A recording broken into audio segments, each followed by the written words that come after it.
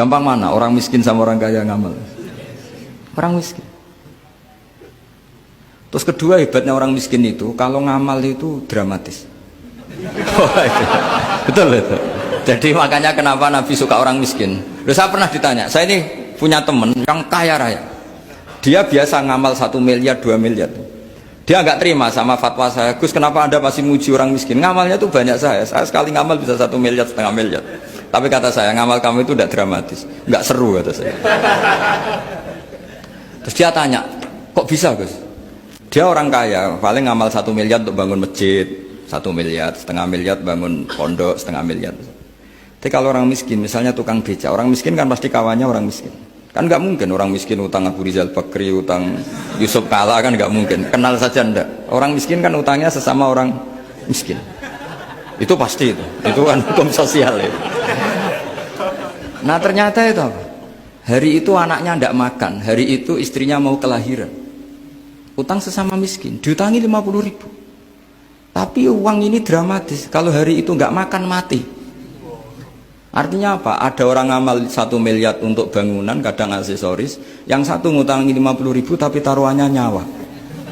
Nah sekarang menyelamatkan nyawa sama bangunan keren mana? Maka berbahagialah orang miskin karena komunitas mereka ini utang piutang urusan apa? Nyawa. Jadi ini lebih dramatis ya, lebih dramatis, lebih keren. Loh, makanya utang piutang orang miskin itu paling diabadikan Quran karena lebih keren, lebih keren. Karena nyawa apa? Loh saya ini kan termasuk kecil sudah kiai agak keren, sudah kiai agak mapan. Itu kalau orang-orang kaya nawarin saya paling, Gus nggak ganti mobil, nggak ganti aksesoris mobil itu. Itu nggak keren.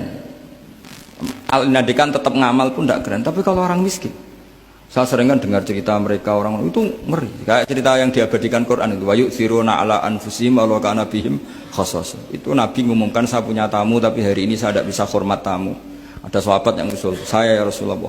Perlu dicatat dulu di Arab tuh nggak ada warung, nggak ada GoFood, nggak bisa kamu pesen online terus.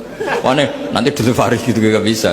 Nah terus akhirnya datang ke rumahnya, datang istri saya ada makanan tidak ada hanya untuk jatahnya bayi. Terus ya sudah, bayinya kamu tidurkan supaya jatah itu dimakan tamunya Rasulullah. Tapi kan jatahnya orang satu, tamunya kan malu kalau nggak ada yang nemanin. Terus ya sudah, lampunya dimatiin, pura-pura kamu nemanin. Wes yang satu ya ada piring sama sendok, pura-pura nemanin, yang satu makan betul. Itu diabadikan Quran. Karena apa? Dramatis gitu. Sehingga pagi-pagi dia datang ke Nabi, kamu punya amal apa? Sehingga tadi malam ada ayat wa yu'thiruna ala anfusihim wa law kana bihim khassasah. Mereka mengalahkan kepentingan dirinya sendiri meskipun punya kepentingan sendiri demi tamu tadi. Terus cerita dia, kita tamu tadi malam ya Rasulullah, yang saya sanggup menghormat, sebenarnya saya tidak punya apa-apa, hanya jatah bayi. Itu aja dramatis, bayinya ditidurin dulu. Tapi tidak disuntik ganja, tidak ditidurin.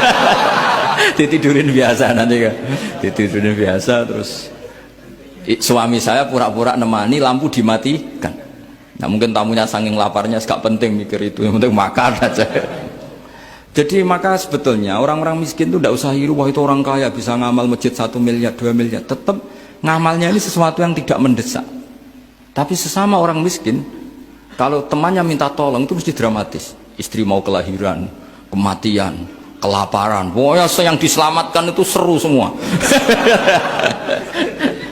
Artinya gini ya, kalau miskin ya nikmati saja, itu ada peluang untuk menyalip pahalanya orang-orang. Tapi yang kaya ya tetap kaya. Kalau semuanya miskin, nanti yang miskin kerja di mana kalau semuanya miskin?